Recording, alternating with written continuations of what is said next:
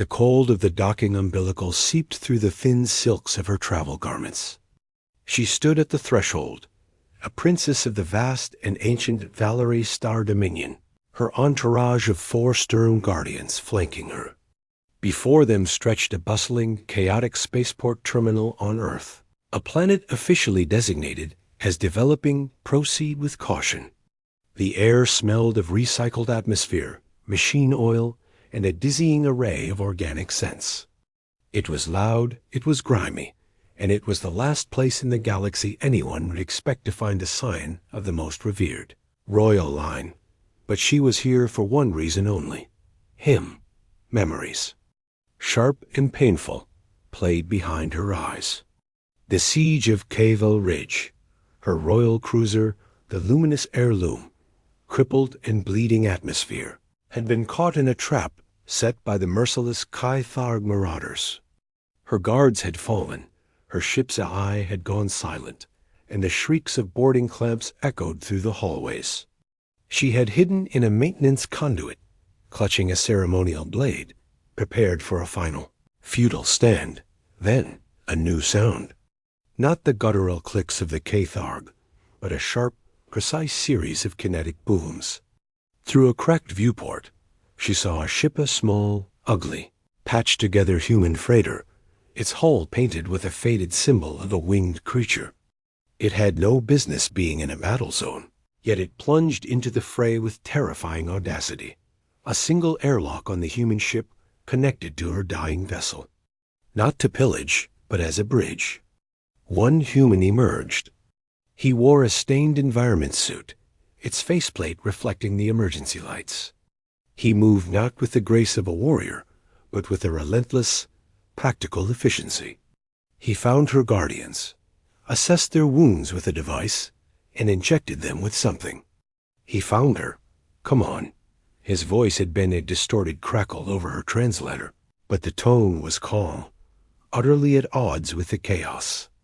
This way is still clear. For about 90 seconds, he led them, a ragged chain of the wounded and a princess, through the corpse-strewn halls to his ship. He covered their retreat, using a rifle that seemed to fire solid slugs of metal, an archaic weapon that nevertheless tore through Caitharg armor with shocking effectiveness. He was not an invincible hero. She saw him grunt in pain as an energy graze scorched his shoulder, saw him calculate angles and cover with a feverish intensity. He fought smart, not just hard. On his ship, the Gull, he attended to her people with a rough, competent kindness. He shared his food salty, strange-tasting bars and his water. He spoke little. When she asked why he intervened, why he risked his life for strangers, he had simply checked a dressing on her guardian's arm and said, "Saw you were in trouble." Didn't seem right. For 5 solar cycles, he protected them. He outran Caitharg pursuers through an unstable nebula. He bartered for medical supplies on a lawless station, using a combination of tech scraps and blunt intimidation. She learned he was alone, that his ship was his home, that he had no allegiance to any power, human or otherwise. He called himself a scavenger, a trader. But in the quiet moments, she saw him look at the stars with a profound, weary loneliness that echoed her own, despite her gilded cage. He called her princess, always with a faint, unpracticed formality. She never learned his name. He deflected every attempt to grant him a title, land, or the wealth her gratitude could bestow. When they finally reached a Vilari border fleet, he simply prepared to leave. "You cannot go," she had said, the royal composure cracking. "You will be rewarded. You will have a place of honor." He had stood at his airlock, backlit by the harsh light of his ship's interior. "My place is out there, princess. Not in a palace. You're safe now. That's the job done." "What is the job?" she had pleaded. "Staying human," he said, and the airlock had closed. That was 3 standard cycles ago. 3 cycles of empty ceremony, of political suitors, of a life that felt like a beautifully decorated cell. The memory of the human who asked for nothing, who fought for a cause as simple as it wasn't right, who carried his solitude like a shield, burned brighter than any star in her dominion. She had to find him. She had to understand why he had forsaken the honor she offered, why he had forsaken her dot. It took all her influence and a significant portion of her personal wealth to trace the goal. The trail led here, to this ragged edge of human space, to an orbital dock around Earth. Her chief guardian, a being of towering stature and unwavering loyalty, gestured toward the terminal. "Highness, our inquiries confirm the vessel is docked here. But this place, it is not safe. The human authorities are overwhelmed. They could not guarantee our security." "I did not come for guarantees," she said, her voice soft but firm. "I came for an answer."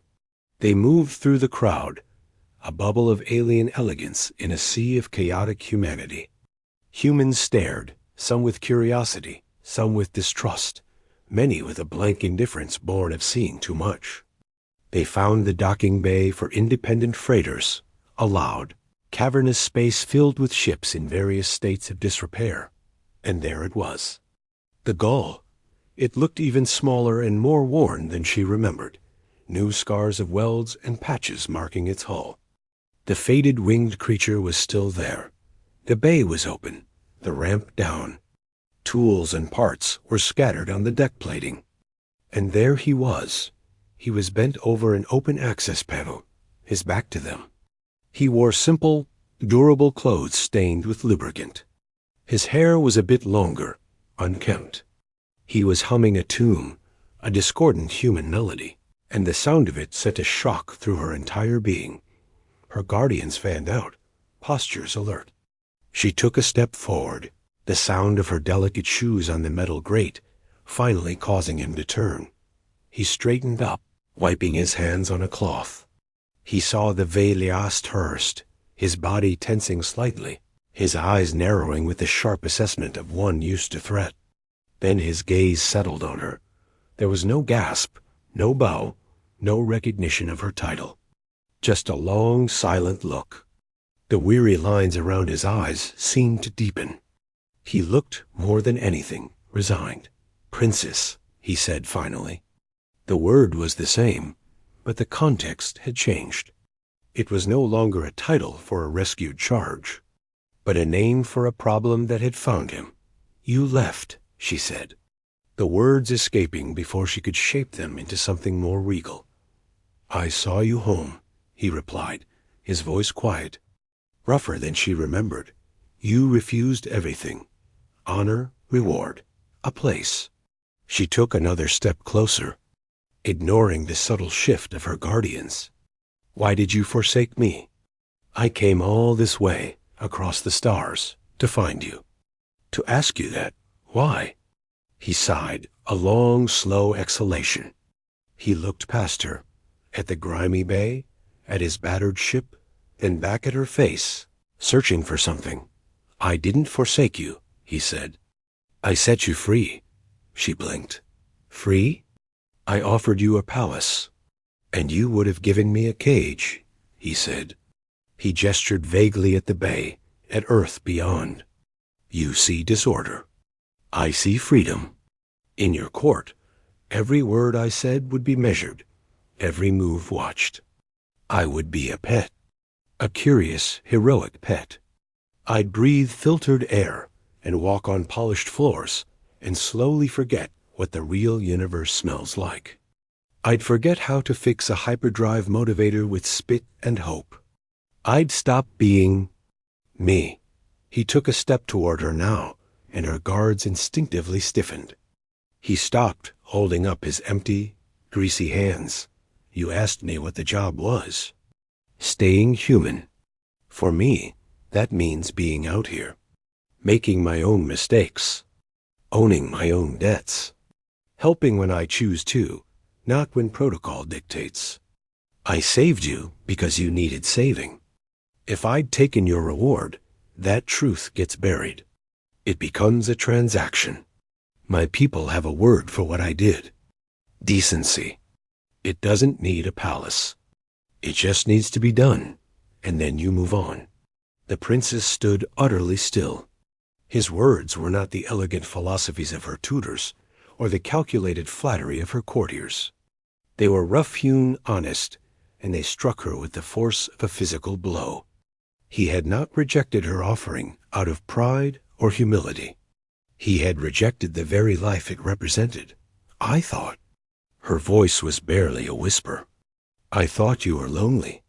A faint, sad smile touched his lips. I am. So are you. That's why my ship looked like a refuge. But your loneliness comes from walls that are too high. Mine comes from horizons that are too wide. They're not the same. Putting us in the same gilded room wouldn't fix either one.